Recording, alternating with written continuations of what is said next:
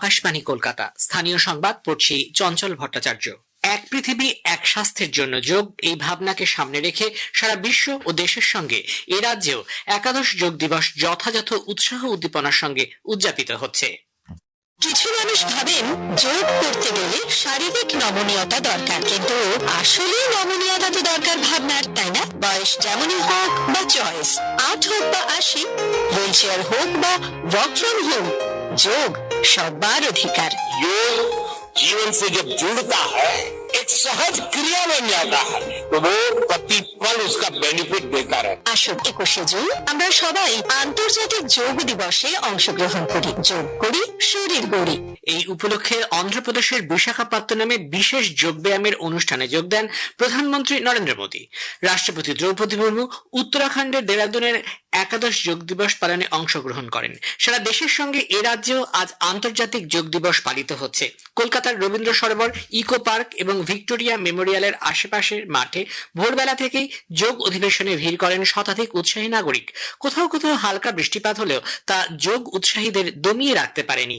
আন্তর্জাতিক যোগ দিবসে আজ কলকাতার রাজভবনে বিশেষ যোগাভ্যাসের অধিবেশন অনুষ্ঠিত হয়।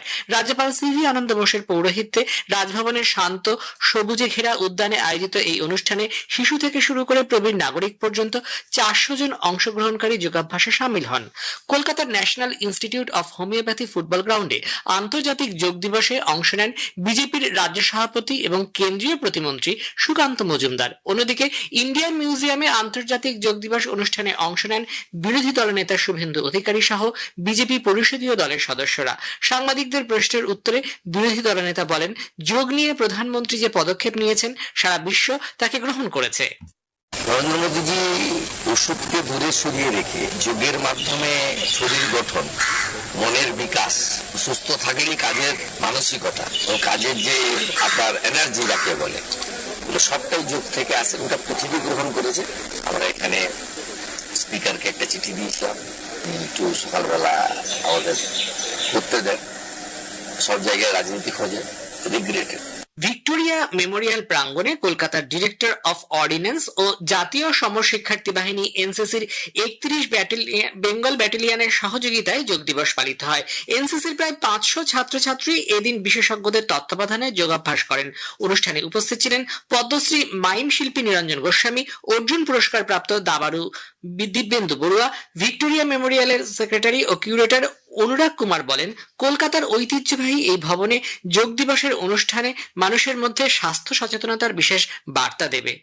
आज इंटरनेशनल योगा डे के रूप में पूरे विश्व में योग दिवस के लिए मनाया जा रहा है। विक्टोरिया मेमोरियल हॉल जो एक आइकॉनिक संस्थान है संस्कृति मंत्रालय भारत सरकार की, उसने भी यह निर्णय लिया कि सामूहिक रूप से योग का अभ्यास किया जाएगा। विक्टोरिया मेमोरियल के प्रांगण में कई सारे संस्थानों ने एक साथ मिलकर आज योगाभ्यास किया।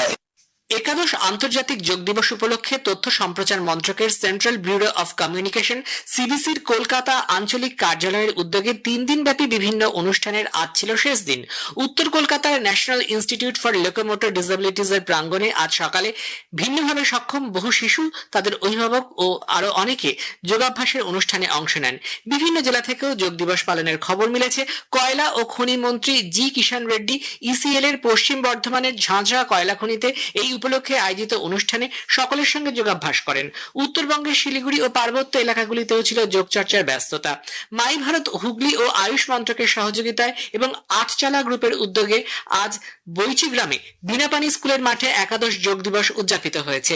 100-র বেশি স্কুল পড়ুয়া অনুষ্ঠানে অংশ নেয়। বিভিন্ন স্থানীয় ক্লাব ও স্বনির্ভর গোষ্ঠীগুলি যোগ চর্চার পাশাপাশি স্বাস্থ্য ও সুস্থতা নিয়ে সচেতনতামূলক অনুষ্ঠানের আয়োজন করে। বিভিন্ন বেসরকারি স্কুল ও কলেজেও দিনটি পালন করা হয় যথাযথ উদ্যোগে। পূর্ব বর্ধমানের জামালপুরের মুসান্ডায় 19 নম্বর জাতীয় সড়কে আজ ভোরে রোগী সহ একটি অ্যাম্বুলেন্স নিয়ন্ত্রণ হারিয়ে দাঁড়িয়ে থাকা লরির পিছনে ধাক্কা মারে। ঘটনাস্থলে রোগী সহ 3 জনের মৃত্যু হয়, আহত হন 3 জন। দমদম থেকে দুর্গাপুরে রোগী নিয়ে যাচ্ছিল অ্যাম্বুলেন্সটি। গত কয়েকদিন ধরে নিম্নচাপজনিত বৃষ্টি ও ডিভিসি ছাড়া জলে রাজ্যের কয়েকটি জেলায় কৃষি জমি সহ বেশ কিছু এলাকা জলমগ্ন। জরুরি ভিত্তিতে ত্রাণ সামগ্রীর সঙ্গে ক্ষতিগ্রস্তদের সহায়তা করতে রাজ্য সরকার ওই জেলাগুলির জন্য 4 কোটি টাকা বরাদ্দ করেছে। এনটিপিসির ফারাক্কা তাপবিদ্যুৎ কেন্দ্রের জন্য ঝাড়খণ্ডের লালমাটিয়া থেকে মালগাড়ি করে কয়লা আনার সময় তা চুরি হওয়ায় কর্তৃপক্ষ উদ্বেগ প্রকাশ করেছে। তাপবিদ্যুৎ কেন্দ্র চুরি বন্ধের জন্য ট্রেনগুলিতে সিআইএসএফ জওয়ান মোতায়েনের সিদ্ধান্ত নিয়েছে। স্থানীয় সংবাদ শেষ হলো। এরপর খবর শুনতে পাবেন 5টা বেজে 10 মিনিটে।